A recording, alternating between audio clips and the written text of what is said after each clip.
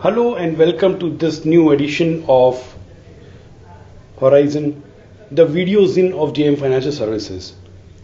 And this month we are going to talk about a huge development that just took place a few months back. Incidentally, this discussion was going on for a while, but finally it got materialized. And this development may have far-reaching implications on the Indian economy and Indian financial markets.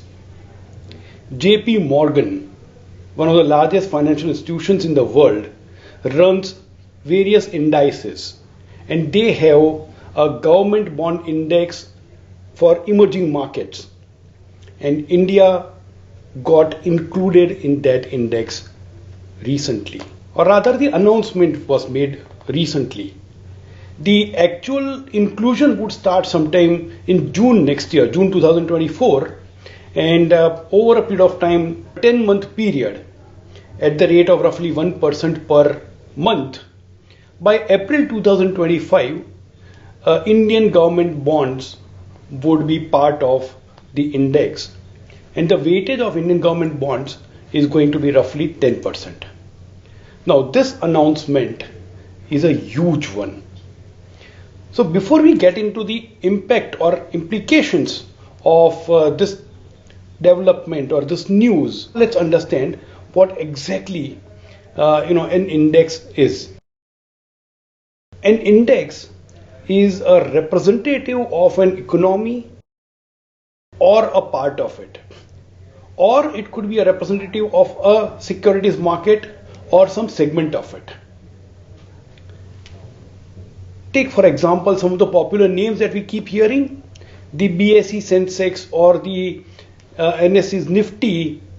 These are popular indices in the equity market that we hear of. There are bond market indices even within India, and this particular index is a global index, but it covers, as we just saw, local currency denominated government bonds issued by emerging market countries. Now, when it is a representative of this particular segment of the market, it reflects the performance of the government bonds of all the emerging markets put together. Investing, especially the institutional investors like mutual funds, pension funds, etc., they have to benchmark their performance against some index, and that's the second application of indices. And the third and equally important application of indices is when somebody wants to take exposure to a market or a segment of the market, the easiest and most convenient way is to buy the index or buy the constituents of the index. Now, the moment somebody constructs an index, the person who wants to allocate to that market or that segment does not have to worry about doing research. That research is actually done by the company that constructs the index. So, three applications: representative of the market performance, benchmarking by active managers, and allocation by passive investors. And by passive, I mean those who do not need to spend time on identifying which securities to buy or not buy, etc. That entire package is given in form of an index. And this has a huge implication on the Indian economy, Indian markets. And let's look at the impact first. Look at the last part of what we discussed, the three applications. Allocation, when somebody wants to take exposure to a particular market. And there are so many funds tracking the government bonds of emerging markets. They would straight away, when they replicate, they would straight away allocate money to the Indian government bonds. Number two, when foreign capital in this measure comes in, it also provides stability. It also warrants that the governments also behave in a fiscally responsible manner. So there is a fiscal stability. The third, so there is potential fiscal stability. The third and related factor is if the economy becomes stable, the currency also tends to become stronger. And when the currency becomes stronger, there is a potential currency appreciation.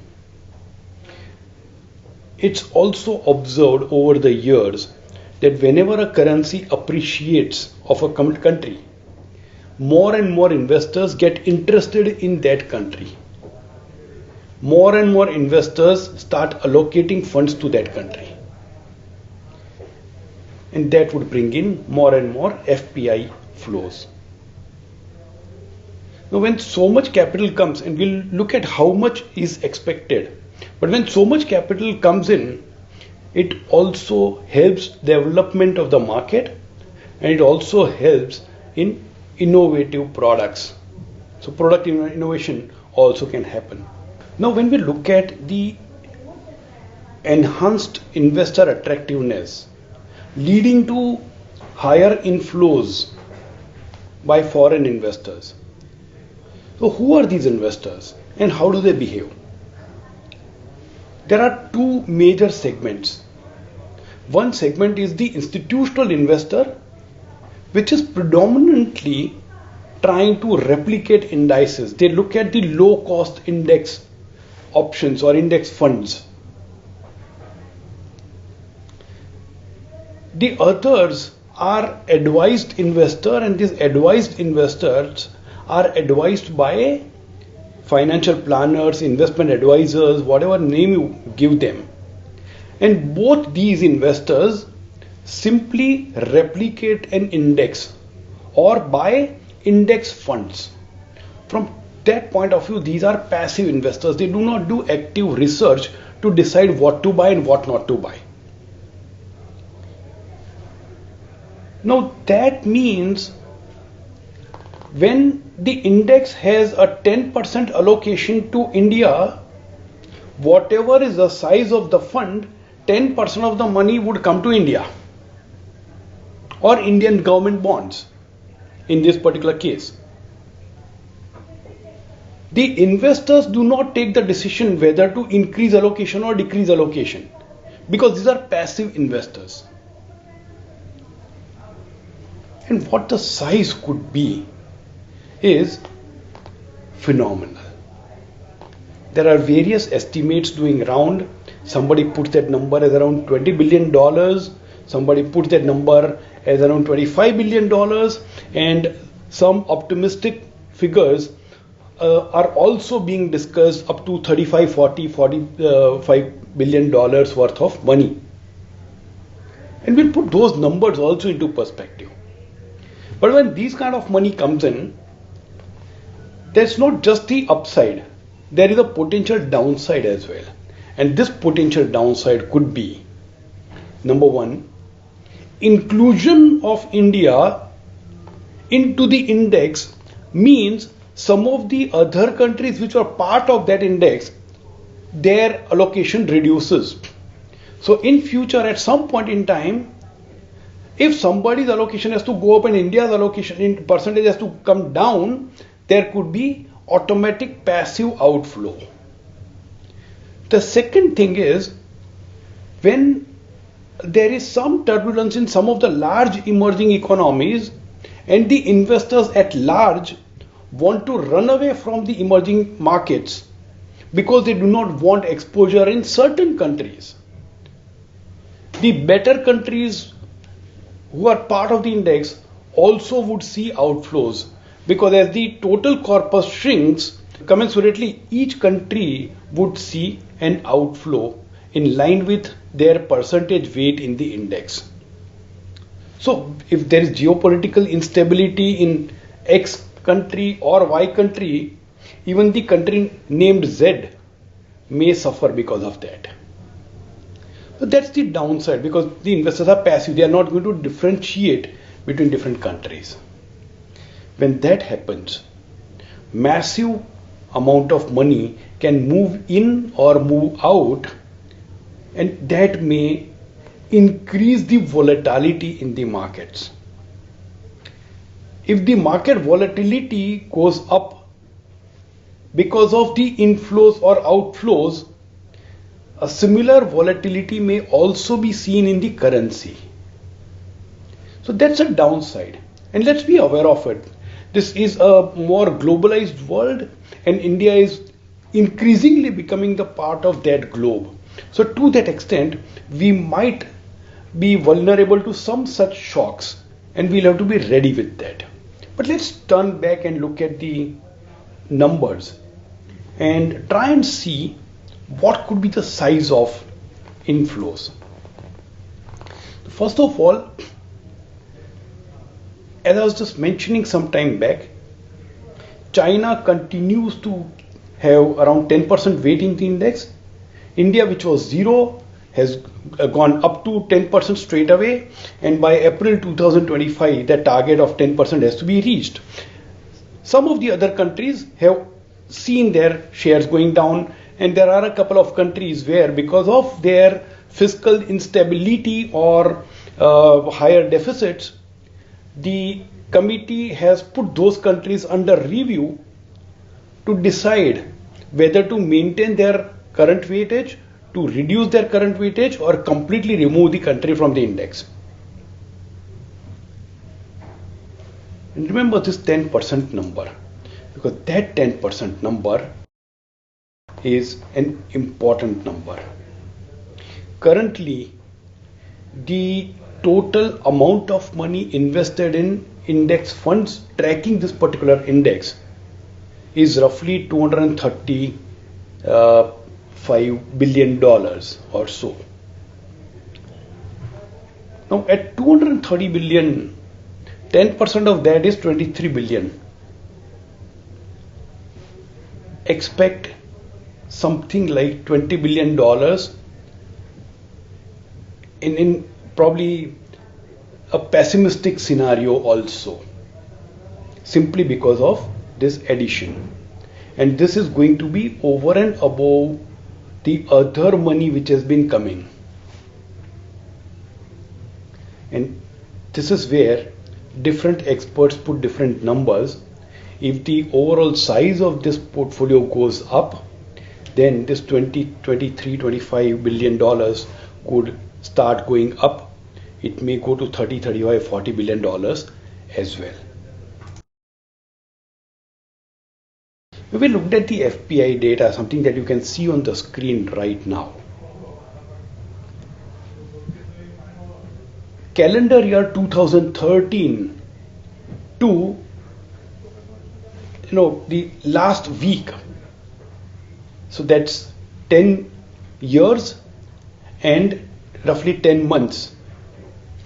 In this period, the net FPI inflows, foreign portfolio investors invested on a net basis, which is whatever money came in and whatever went out. During this period, the total money that India received, and this is net, so inflows minus outflows, was around $120 billion, out of which a reasonable size of money came into equity markets, but roughly $72 billion came into the debt markets.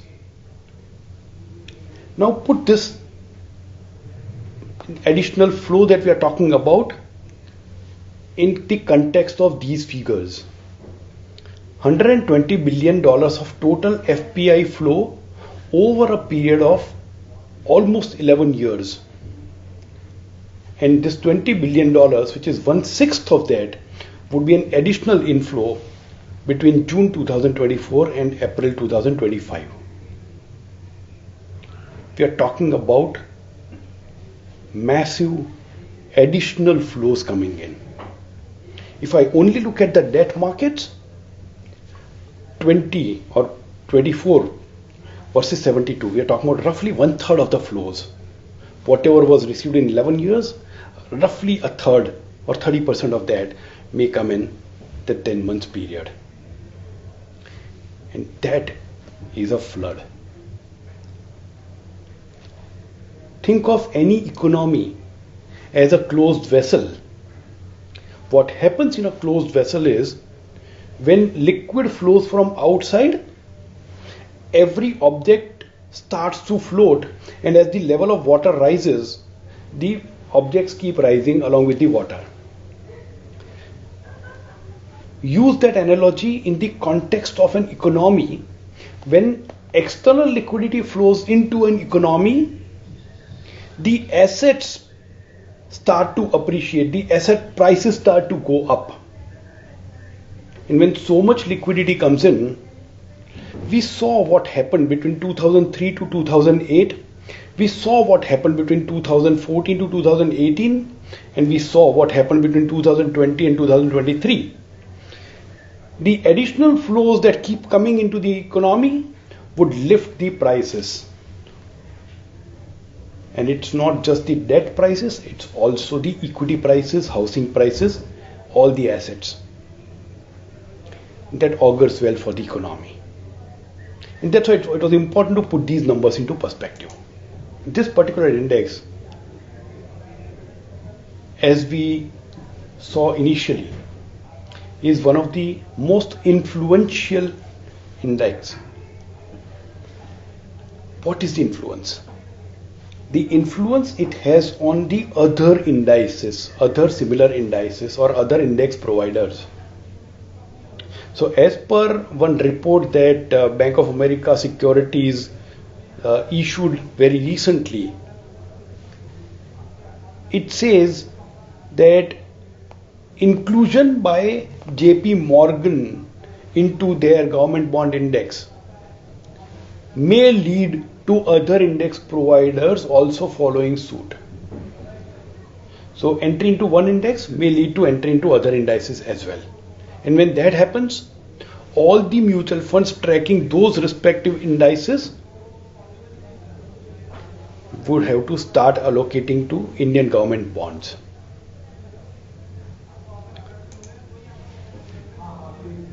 The Fitch Ratings agency, in their one of their notes on this particular development, said when a country gets added to some such index, then overall there is a potential that fiscal prudence also comes in.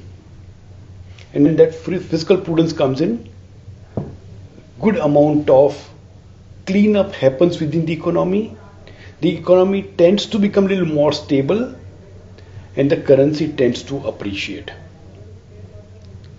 When you put all these things together, when you look at the earlier issues of Horizon where we discussed about India being that one bright spot in a troubled world, when we looked at increased financial inclusion among Indians, this development along with those augurs very well for India, augurs very well for Indian markets, and in turn augurs very well for the Indian investors. Looking forward to a bright future, looking forward to a great new year for all of you. Wish you a very happy Diwali and a prosperous new year. Investment in securities market are subject to market risks. Read all the related documents carefully before investing.